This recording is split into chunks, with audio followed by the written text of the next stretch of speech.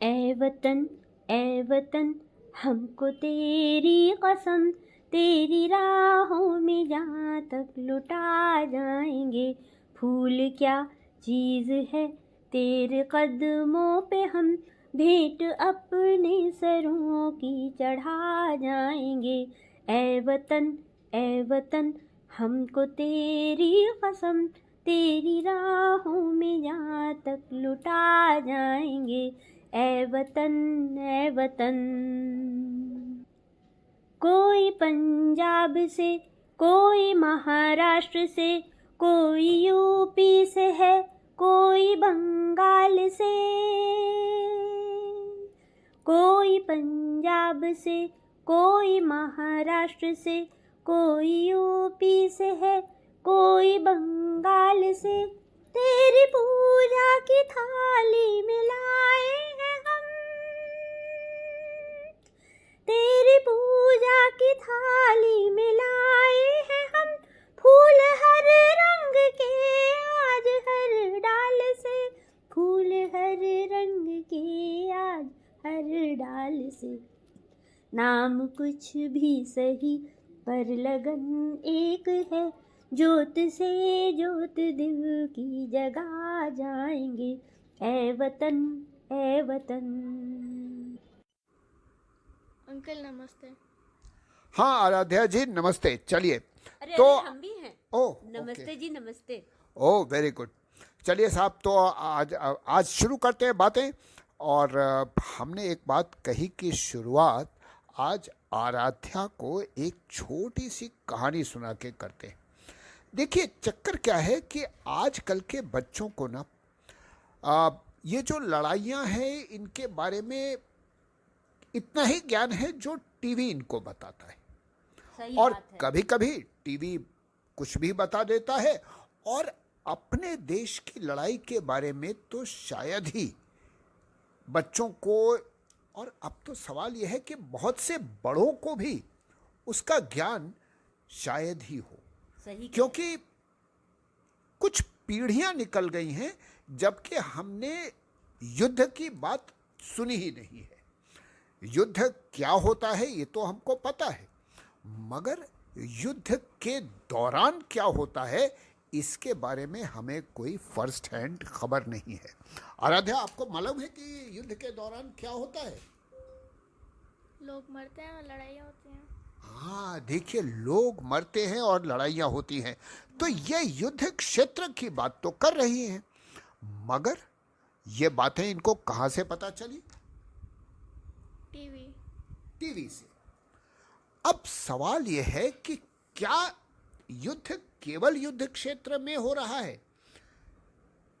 सच बात तो यह है कि इसकी जानकारी हम जैसे फॉसिल्स के अलावा शायद ही किसी को हो। जैसा कि अभी हाल में ही देखा गया, यहां तक कि कुछ जगहों पर तो सायरन काम भी नहीं किए। हाँ, क्योंकि हमको याद आता है पिछली लड़ाई 71 वाली हुई थी ना, और उसको हुए कितने साल हो गए? यार हिसाब आप लगाइए। आप 55 साल। 55 साल हो गए। 55 साल हो गए। बाप रे। और 55 साल इन तो पूरी 55 सालों में लाइफ एक जीवन, और सच पूछिए तो शायद 4 नई पीढ़ियां आ चुकी हैं। और अब सवाल ये उठता है कि सायरन क्या होता है, सायरन क्यों होता है, और जो युद्ध क्षेत्र में नहीं है क्या वो भी युद्ध कर रहे हैं? तो साहब आज हमने सोचा कि इस सब बातों को आपके साथ किया जाए, और ये बातें आराध्या भी सुनेगी और शायद और बच्चे भी सुन पाए तो बहुत अच्छा लगेगा। मगर सच बात यह है कि ये मौका ऐसा है जबकि कुछ पुरानी यादें भी सामने आ जाती हैं। मुझको ख्याल है, मैंने 3 लड़ाइयाँ तो देख ली हैं। वो 48 की और 47 की लड़ाई तो मैं नहीं देख पाया, मगर 1962 की लड़ाई जब हुई थी उस वक्त मैं 8 साल का बच्चा था। और उसके बाद 1965 की लड़ाई के समय ये तो नहीं कहूँगा कि किशोरावस्था में पहुँच रहा था, मगर किशोरावस्था के दरवाजे पर दस्तक दे रहा था। और 1971 की लड़ाई में बाकायदा एक सच कहना चाहिए ग्रेजुएशन हो गया था तो पढ़ा लिखा नौजवान था। और हम 9th क्लास में थे और हमें याद है कि वो सायरन बजता था। हम लोग को सबको मालूम था कि क्या करना है, सायरन बजते ही क्या करना है। रात में सायरन बजा, दिन में सायरन बजा तो कहाँ जाके छिपना है, कैसे बैठना है, क्या करना है। रात में बजा, रात में हम लोग की लाइट्स नहीं जलती थी या जली तो घरों में ऐसे पर्दे लगाए हुए थे कि एक एक खिड़की, रोशनदान भी होते थे ना घरों में, तो उनको हम लोग काले या डार्क कलर के कपड़ों से ढक देते थे या पेपर चिपका देते थे गहरे रंग बिल्कुल के, सही साहब, जिससे कि रोशनी एक तिनका भी बाहर ना जाए, जिससे दुश्मन के हवाई जहाज को खबर ना लगे कि यहाँ शहर बसा है और लोग रहते हैं, और बम बम गिराने की बात जो है वो भूल जाए, क्योंकि कुछ दिखेगा ही नहीं तो समझ में आएगा ही नहीं। तो हम सब लोग जानते थे। बिल्कुल सही कहा आपने। मुझको याद है 1962 की लड़ाई का, तो सिर्फ इतना याद है कि 1962 की लड़ाई के बाद पिताजी का तबादला मेरठ से फर्रुखाबाद हो गया था, क्योंकि शायद सरकार को कुछ रेवेन्यू की ज़रूरत थी और कुछ ज़िलों में शराबबंदी खोल दी गई थी। तो उन्हीं नए ज़िलों में से एक ज़िला था फर्रुखाबाद, जहां पर पिताजी का तबादला हुआ था। मैं इससे ज़्यादा उसके बारे में कुछ नहीं जानता हूं, मगर बाद में जो कुछ पढ़ा उसमें ये जाना कि उस लड़ाई के दौरान हमने बहुत बुरी तरह हार मानी थी। यानी कि पहली बार ये शब्द सुना था कि बहादुरी से लड़ते हुए पीछे हट गए। बाद में बहुत सी कहानियाँ पढ़ी, बाद में बहुत से किताबें पढ़ी, जिसमें ये समझ में आया कि राजनीति और सेना ये दोनों अगर एकजुट नहीं है और कोई भी युद्ध यदि उसके लिए तैयारी नहीं है तो शायद उस युद्ध को जीतना या लड़ना लगभग असंभव होता है। चीन की लड़ाई के बारे में सिर्फ इतना ही कहा जा सकता है कि वो लड़ाई मैंने सुनी है, उसके बारे में इतिहास में बहुत कुछ पढ़ा है। आपने पढ़ा है, हमको तो ज़्यादा हमने पढ़ा नहीं है, लेकिन आप जब किसी से बात करते हैं उसके बारे में तो जो सुना है, या हमारे मम्मी पापा जब बात करते हैं तो अजीब अपमान का अनुभव होता है कि अरे हम लोग हार कैसे सकते हैं।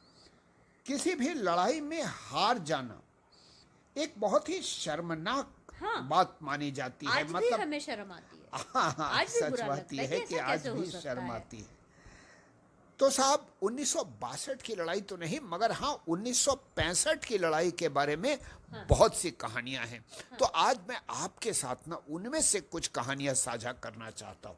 अच्छा। उसमें से एक कहानी तो यह है कि हम लोग मंसूरपुर में थे, और मंसूरपुर आपको सच बताऊं तो ये बॉर्डर एरिया से यदि हवाई दूरी से देखा जाए तो मुझे नहीं लगता है कि ये 100-200 किलोमीटर से ज़्यादा दूर होगा। अच्छा। और हवाई जहाज के लिए 100-200 किलोमीटर तो चुटकियों की बात है। हाँ। तो साहब मंसूरपुर में हमने देखा था, चूंकि वो एक फैक्ट्री एरिया था, वहाँ पर बहुत ही ज़्यादा ये सायरन वगैरह बजा करते थे और मतलब सिविल डिफेंस की एक्टिविटीज़ होती थी। मैं ये भी बताना चाहूँगा कि जब लड़ाई होती है ना तो सिर्फ फौज नहीं लड़ती है, बल्कि एक तबका है शहर में, एक तबका होता है जिसे कहते हैं सिविल डिफेंस, यानी कि नागरिक सुरक्षा। तो साहब ये नागरिक या असैनिक सुरक्षा जो है ये भी एक बहुत महत्वपूर्ण चीज़ होती है, जिसका पता युद्ध काल में ही चलता है। और साहब हमने उसको बहुत करीब से देखा, यानी कि चोट लगने पर कैसे पट्टियां बांधी जाती हैं, भागकर कैसे मेज के या चारपाई के नीचे छिपा जाता है, रोशनियां कैसे बंद रहनी चाहिए, घर के बाहर बहुत सारे लोगों को एक जगह पर नहीं एकत्रित होना चाहिए। इस तरह की बहुत सी बातें होती थी। उसके बाद सिविल डिफेंस के टाइम में उसमें यह भी होता था, उस ज़माने में अफवाहें भी बहुत उड़ती थी कि साहब पाकिस्तानी जासूसों ने पानी की टंकी में जहर मिला दिया है। तो साहब पानी की टंकी की रखवाली भी एक काम होता था। अस्पताल, डिस्पेंसरियां, प्राइमरी हेल्थ सेंटर्स, ये सब एक्टिव रहने चाहिए, ये भी एक बात थी। तो इस तरह की बातें सुनी जाती थी। हम लोग मंसूरपुर में ये सब बातें सुना करते थे।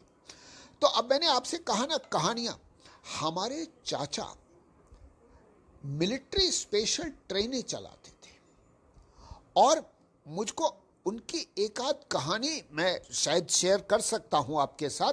बहुत सी बातें तो शायद मैं शेयर नहीं कर पाऊंगा, मगर एक कहानी आपके साथ शेयर करूंगा। एक बार वो पंजाब बॉर्डर पर कोई ट्रेन लेकर जा रहे थे, मिलिट्री स्पेशल। उसमें शायद कुछ सैनिक भी थे और कुछ हथियार या ट्रक या टैंक, कुछ वो भी थे। सडनली सामने कहीं पर बमबारी हो रही थी, यानी जालंधर या किसी शहर से जहां से उनकी ट्रेन को होकर जाना था, वहां पर एयर रेड्स हो रहे थे। उनको सिग्नल लाल मिला, मगर एकाएक वो सिग्नल हरा हो गया। उन्होंने गाड़ी आगे चलाने से इनकार कर दिया, उन्होंने गाड़ी खड़ी कर दी। और जैसे ही उन्होंने गाड़ी खड़ी की, उस गाड़ी में से कूदकर कुछ फौजी जवानों ने आकर इंजन को घेर लिया। उन्होंने कहा कि जब आपका सिग्नल हरा है तो आप गाड़ी क्यों नहीं चला रहे? क्या आप चाहते हैं, आप पाकिस्तानियों के साथ मिले हुए हैं, आप चाहते हैं कि इस गाड़ी पर बॉम्बिंग हो? उन्होंने कहा कि मैं गाड़ी को बॉम्बिंग से बचा रहा हूं, क्योंकि आगे अगर आप ध्यान दें, जो कि आप डिब्बे में से नहीं देख पा रहे हैं, मगर मैं इंजन से देख रहा हूं कि सामने एयर रेड हो रहा है। जल्दी से उनका एक अफसर इंजन के ऊपर चढ़ा और उसने देखा कि हाँ, सामने एयर रेड हो रहा था। उसने इनकी पीठ थपथपाई, धन्यवाद कहा और पूरी ट्रेन अंधेरे में कर दी। खैर साहब, कुछ समय बाद इनकी ट्रेन जाने पाई। एक और किस्सा चाचा बताते थे कि कैसे जो मिलिट्री स्पेशल ट्रेन्स होती थी, उनको सारी ट्रेन्स पर प्रायोरिटी मिलती थी, यानी कि उनके लिए कोई भी गाड़ी रोक दी जाती थी। ये मिलिट्री स्पेशल ट्रेन्स को रोकना नहीं था। तो साहब वो चलता था उस टाइम में, तो हम लोगों ने वो भी उनकी बातें सुनी। 1965 की लड़ाई का ध्यान सिर्फ इसलिए है क्योंकि उस समय पहली बार हमने अपने स्तर से इस लड़ाई में यूं तो भाग नहीं लिया था, परंतु अपने अंदर एक भावना जरूर जाग गई थी कि हमको भी देश के लिए कुछ करना है। और शायद पहली बार सेना में जाने का विचार उसी समय आया था। और यह भी समझ में आया था कि जो सेना में जाते हैं उनको न सिर्फ सम्मान मिलता है, बल्कि वे अपनी नजरों में भी ऊंचे उठ जाते हैं। और सेना में जाना केवल कोई काम नहीं था, वो कोई नौकरी नहीं थी। सेना में जाना अपने आत्मविश्वास को बढ़ाना और अपने पोटेंशियल को अचीव करना, ये दो बातें उस वक्त समझ में आई थी।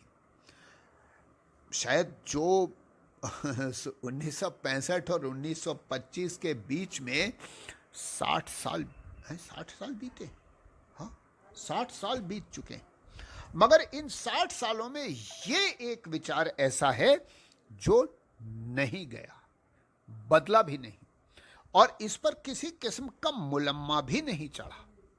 आपको यूं तो बता दूं कि इसी सपने को देखते हुए मैंने सेना के लिए बहुत प्रयास किया जाने का, और शायद आप में से बहुतों को पता होगा कि मैं भारतीय सैन्य अकादमी के लिए भी सेलेक्ट हुआ था, परंतु कुछ पारिवारिक कारणों से नहीं गया। तो अब समझ में आता है कि यदि वह जीवन चुना होता तो सच बात यह है कि तो भी आज लड़ने का मौका नहीं मिला होता, क्योंकि अभी तक तो सेवानिवृत्त तो हो चुका होता। मेरा सिलेक्शन 1974 में हुआ था, तो युद्ध में जाने का मौका तो डेफिनेटली नहीं मिलता। मगर हाँ, सेना में रहने का अपना जो कर्तव्य था उसको पूरा करने का अवसर जरूर मिला होता।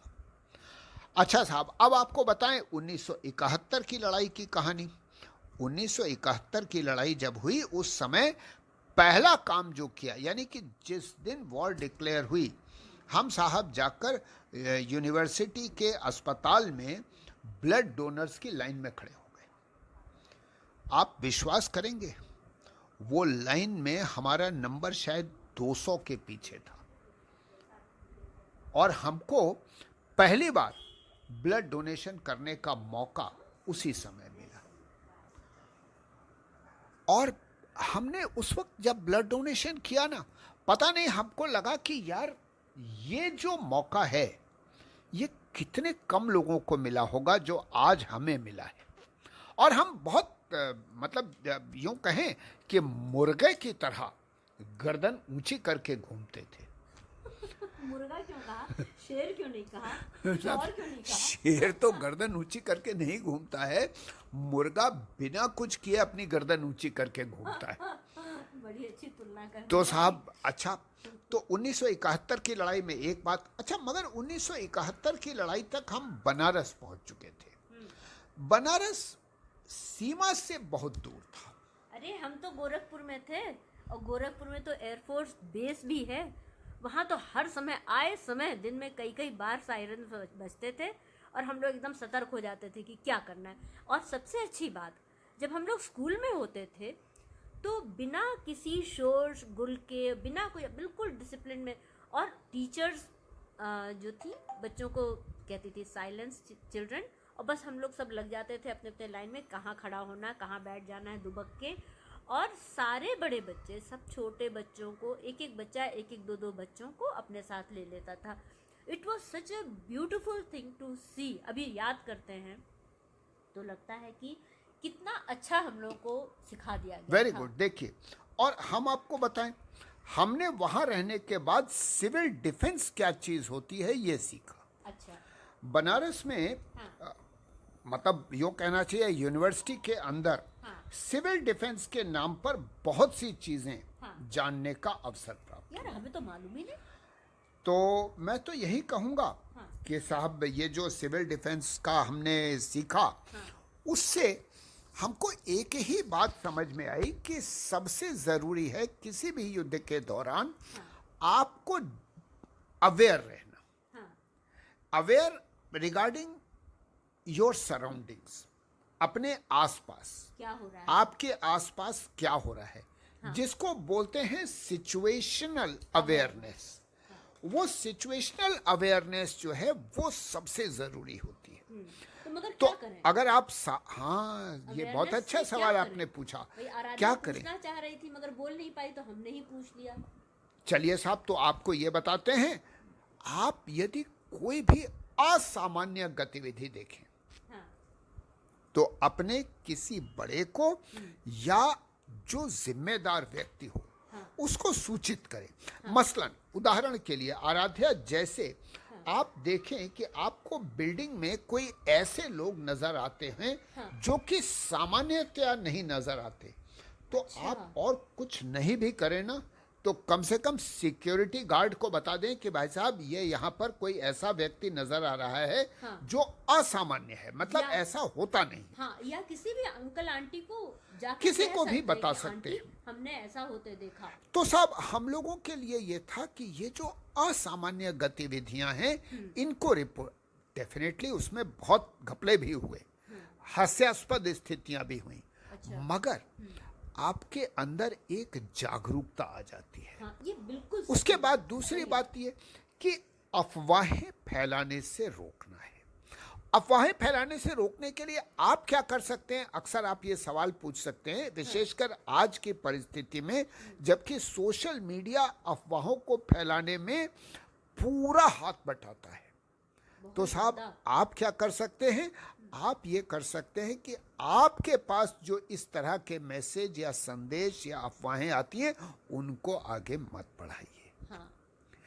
अगर कोई ये कहता है कि साहब ये जो धरती कांप रही है इसका अर्थ है कि न्यूक्लियर बम जमीन के नीचे फट रहे हैं, अब देखिए, सवाल यह है कि ये तो सच भी हो सकता है, क्योंकि जब न्यूक्लियर बम फटते हैं तो डेफिनेटली धरती कांपती है, परंतु धरती कांप रही है इसका अर्थ है कि न्यूक्लियर बम फट रहे हैं, इसका अर्थ है कि न्यूक्लियर वॉर होने वाली है। ये एक निहायत ही बेवकूफ़ी का और निहायत ही देहाती मतलब सॉरी, देहाती नहीं कहना चाहिए, निहायत ही मूर्खतापूर्ण तर्क है। देखिए आराध्या, और हमारा एक सवाल है ना आराध्या? हाँ, कि अगर न्यूक्लियर बम ही फट रहा होगा तो ये बात कहने के लिए या ये मैसेज डालने के लिए क्या हम लोग में से कोई जिंदा बचेगा? सवाल ये नहीं है, सवाल ये है कि आप क्यों ये अफवाह फैलाएंगे? आप इस तरह की बात जो सत्य है या नहीं, सच बात यह है कि किसी भी जानकारी का स्रोत, यानी कि अगर आपको पता है कि वो सच है, केवल तभी आप उस बात को आगे कर, ये सच हो सकती है। हाँ। ये कोई तर्क नहीं है। अच्छा हाँ, इस दौरान हमने देखा कुछ डिफेंस मिनिस्ट्री की वेबसाइट शेयर की गई व्हाट्सएप ग्रुप्स में कि इस पे जाके आप न्यूज़ चेक कीजिए। हाँ ठीक है, ठीक था क्या वो? अगर आप देखिए, पहली बात तो ये कि अपने फोन पर हाँ।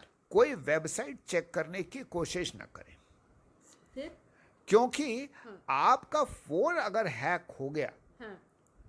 तो आज मेरा होने वाला था। हाँ, आज आपका फोन, आपके पास एक मैसेज आ रहा था हाँ। कि अगर आपने 1 मिनट के अंदर वो किसी पर्टिकुलर क्या था वो लिंक पर ट्राई से वो कर रहे हैं, 0 दबाइए या अगर आपने 9 नंबर नहीं दबाया तो आपकी सेवाएं समाप्त हो जाएंगी। तो चलिए, अच्छा हुआ ना कि आपने 9 नंबर नहीं दबाया, तभी तो हम आपके पास लेके आए कि भाई ये देखो, ये बड़ी मेहरबानी की आपने साहब। हाँ। तो मगर फोन तो आपका इन एनी केस बंद हो ही गया, क्योंकि आपका पैसा समाप्त हो गया था। आई एम सो सॉरी, मेरे पास पैसे चलिए साहब, थैंक यू सो मच, तो आपने भरा दिया। हाँ अच्छा, तो अब अगली बात कर लें। ये तो 71 की लड़ाई हो गई। आज की लड़ाइयाँ देखिए, सवाल ये है कि युद्ध कब तक होगा, कितने दिन तक चलेगा, ये किसी को पता नहीं होता। भगवान की कृपा है और हमारे मतलब कहा जाए कि सबकी बुद्धि आ गई कि ये युद्ध बहुत कम समय के लिए चला, और शायद ये युद्ध भी नहीं हुआ, क्योंकि युद्ध का कोई डिक्लेरेशन तो हुआ नहीं। ये तो सिर्फ और सिर्फ टेररिस्ट के ठिकानों बराबर, सही बात है। तो मगर इसने एक हम लोगों को जगाने का काम तो अवश्य कर दिया। हाँ, झकझोर के रख दिया। ये तो समझ में आ गया कि देश कभी भी एक कठोर समय के लिए तैयार रह सकता है। हाँ, और हम अपने देश के साथ हैं। हम अपने देश के साथ हैं। हाँ। और हमें उस तैयारी में अपने भरसक जो कुछ करना है वो करते रहना है। अच्छा साहब, तो अब एक बात तो रही गई इस बीच में, इतनी सीरियस बातें होने लगी। वो पिछले हफ्ते का गाना कौन सा था भाई? हाँ? वो पिछले हफ्ते का गाना, लाखों है यहाँ दिल वाले और प्यार नहीं मिलता, आँखों में किसी की वफा का इजहार नहीं मिलता। ये इजहार था कि इकरार नहीं मिलता? Whatever, एक ही बात है ऑलमोस्ट। अच्छा चलिए साहब, कोई बात नहीं। तो आपको मैं ये बता दूं कि हमारे अनेक श्रोताओं ने इस गाने को पहचान लिया। बड़ा पॉपुलर गाना है भाई। हाँ, अच्छा, हाँ। तो ये विश्वजीत जी ने गाया था ना फिल्म में? मोहम्मद रफ़ी जी ने गाया। अरे भैया, किसी मोहम्मद रफ़ी के अलावा और कौन थे गाने वाले? मगर फिल्म के पर्दे पर, हाँ शायद, हमने तो फिल्म नहीं ना देखी, आप हर फिल्म देखते थे। किस्मत तो हमें नहीं मालूम। ओह चलिए साहब, तो पता नहीं, चलिए जो भी हो, गाना बहुत अच्छा था। तो अब इस हफ्ते का गाना ये रहा आपके लिए।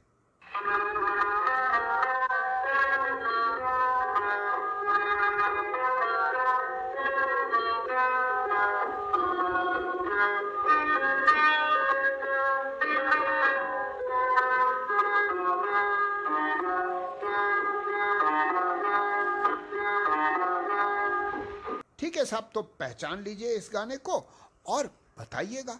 गाना आप पहचान लेंगे, मुझे तो यकीन है कि ये गाना आप ज़रूर पहचान लेंगे।